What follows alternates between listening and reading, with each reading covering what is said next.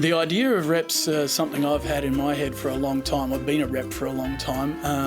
My creative background, apart from being an illustrator as well and going through art school, was acting in a lot of theatre restaurant, a little bit of TV on Neighbours. So I'd always wanted to be an actor, and I'd always been a writer. I'd been a music journalist.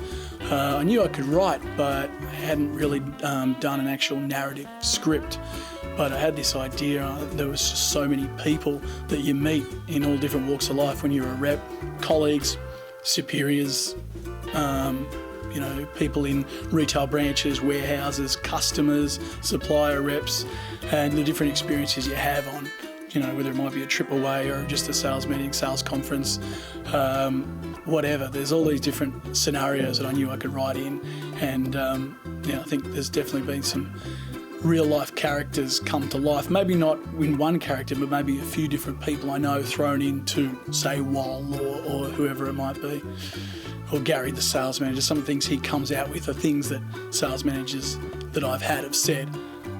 So a lot of experience. Hopefully my work realises that a lot of it's fictitious.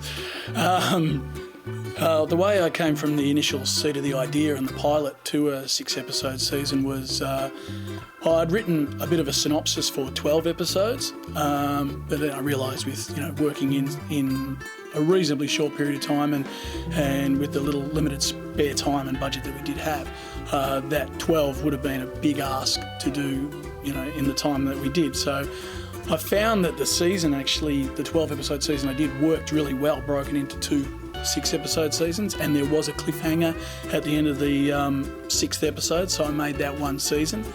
And as it turns out, making another 5 just worked out in that time frame really well. So whether we do another 6 next time or 3 or 4, I'm not sure, but we certainly had enough plots, and I'm sure if I sit down and work it out or put my head together with other people who have got some ideas, I'm sure that I could come up with plenty of other scenarios for more episodes. It wasn't challenging writing comedy first up. Once I sat down and a scene started, it would flow and I would know what the characters were going to say and usually what snappy comeback would be next.